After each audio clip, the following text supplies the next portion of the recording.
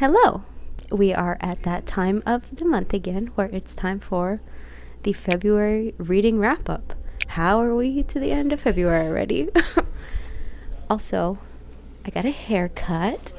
This is the nicest that it's gonna look ever. So I'm glad we get to capitalize on it with a video. Like last time, I have my Goodreads here. Actually, that's a lie. I have my story graph here. I gave up Goodreads because I was trying to review a book and it would not let me. For 3 days it would not let me review that book. It would not let me save my review. So we said goodbye to Goodreads and got a story graph. So I have that here with me so we can remember what I read. This month we're just gonna go chronologically. What I read first up until what I just finished. So, let's rock and roll. Bubby! Hi, buddy! You wanna say hello? You feeling better? You wanna say hi? Bubby does not want to say hi. He's not feeling well. He had too much grass today and threw up. So, anyway, we're gonna go through the books chronologically. As usual, get your water, stay hydrated. The fun drink of the video today is a banana mocha from Dutchie. We love a banana mocha in this house. Anyway, sit back, get your little bevy, and let's talk about the books I read in February.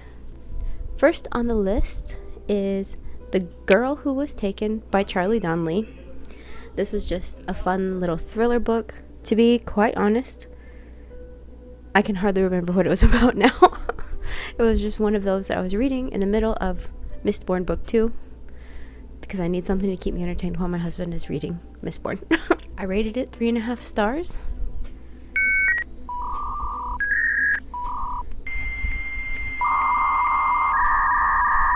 I really don't remember this book. I will read my review verbatim. 3.5! Exclamation point. This book had me thinking any one of the 7 freaks could have been the murderer/captor. Did not expect who it was, though. Well, only slightly. Ending was sort of fast, but I still enjoyed it. And now that I'm remembering it, now that I'm reading that, I'm remembering, I think it was about this girl who her younger sister went missing when she was, or her cousin went missing when she was younger. And she's kind of been obsessed with like kidnapping ever since. And she gets involved in this cult-ish thing that kidnaps people safely, more or less, in like a contained way, you know, kind of consensual, kind of not. They don't really know, but they did say like, hey, I want this to happen. So she gets involved in that, and then there's someone else that goes missing related to that. I'm having a real hard time remembering what happened in that book, but it did what it needed to do. It kept me entertained. We love a fast-paced thriller in this house. So, 3.5 stars to that one, even though I don't remember anything about it. Next on the list is What I Should Have Said by Max Monroe.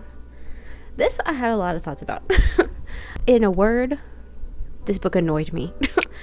I could totally see myself getting behind it as like a 16-year-old with those raging hormones, like, oh my god, this book is the best thing ever, I'm gonna make it my whole personality.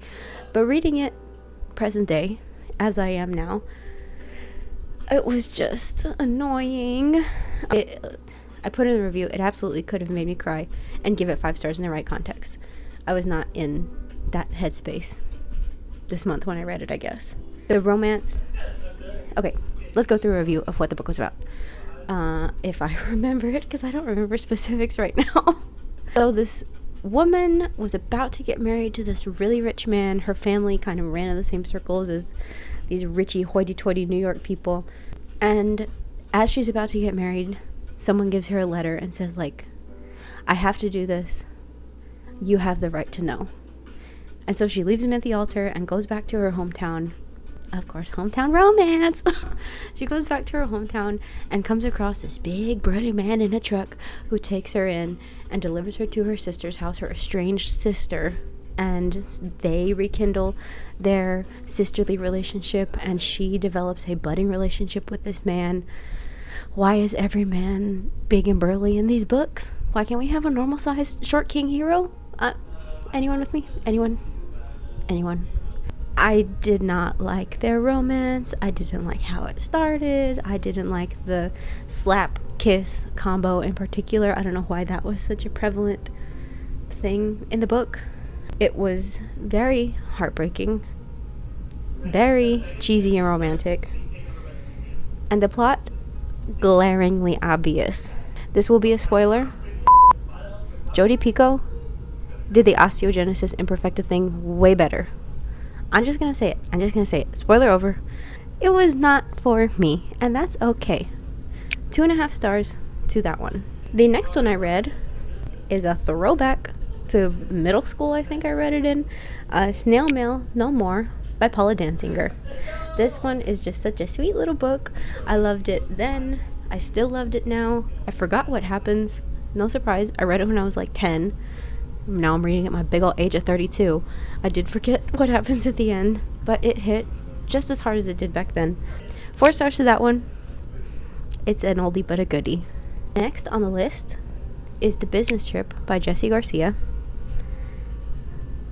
The first line of my review, this book was insane. The whole plot, absurd. The whole thing, preposterous. It was insane for real. I completely tracked with it up until part 2, and then I was like, what on God's green earth is happening? You're gonna tell me there's a twist, and then another twist that, like, what the The ending was also very fast, with all of these double, triple, quadruple crossing things wrapping up. I really thought the book was ending one way, and then we get another twist at the very, very end, which is just, what's the point? You could have left it with the first twist and I would have been perfectly satisfied. Definitely entertaining, but what the So that one gets 2.5 stars.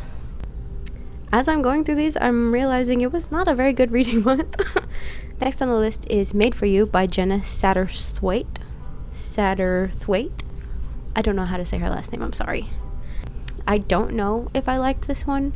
It's like a Bachelor type show with 18 contestants. One of them is a synth though, so like an AI real woman. Hi Humphrey. Hi. Say hi, Humpy Dumpy. You go up there. Oh. Homie just throat choked me. You gonna settle in there? We got a buddy. This is about the Bachelor. There's a synth involved. They're trying to figure out, like, will he go for a real woman or will he go for the synth? And of course he goes for the synth. She was like literally built for him. So it's a back and forth between the Bachelor, the like past when they're in the show, and the present when he's dead, apparently. Oh, bye bub. The premise was very cool. I was so stoked for it. I love a reality TV type book. Bye bub, I love you. It really did move so slow in the beginning. Like I was halfway through it and I could not believe that there was still 50% left of the book to go. In the review. And for what? A mysterious subpar murder plot? I don't know. It was cool, but I don't know. It kind of fell flat for me. 2.5 stars for that one. And the last book of February is The Well of Ascension by Brandon Sanderson. Book 2 of Mistborn. We've been waiting to read it. The most anticipated read of this month for me. I was so excited for it. My husband finished it this month too. I had to go at his pace because he doesn't want me to finish before him and spoil things. So I really did take my time with it. Really like sunk my teeth into it. I even annotated it. Let me go get my copy and then I can show y'all. Look at all of these glorious little tabs. Isn't it fun? I'm a booktube girly now. But it really was fun to just take it slow, tab the things I thought were interesting. And it's so cool to like look at it and be like, wow, so many more funny parts at the beginning of the book. And then at the end, it's like all plot and what the It did not get 5 stars from me. It got 4.75 just because at the end I got a little more confused. Spoilers, I guess? Why was Marsh missing for the entire book? Then he's there at the beginning and he's there at the end. Where was he? Hi, bub. Another spoiler. Why was Dachshund's murder so glossed over? I did not like that. I feel like he deserves something more, but maybe there's something to come in book 3 that will, I don't know, verify that he's dead or tell us that it was a joke or something. I don't know. But yeah, it just left me with a little more questions than answers. The first one was just like so quenching, and this one was just a little, I don't know. It was still extremely good, and I'm so excited to read the third one, but it just did not give me the same feeling as I got with the first one. 4.75 to that one.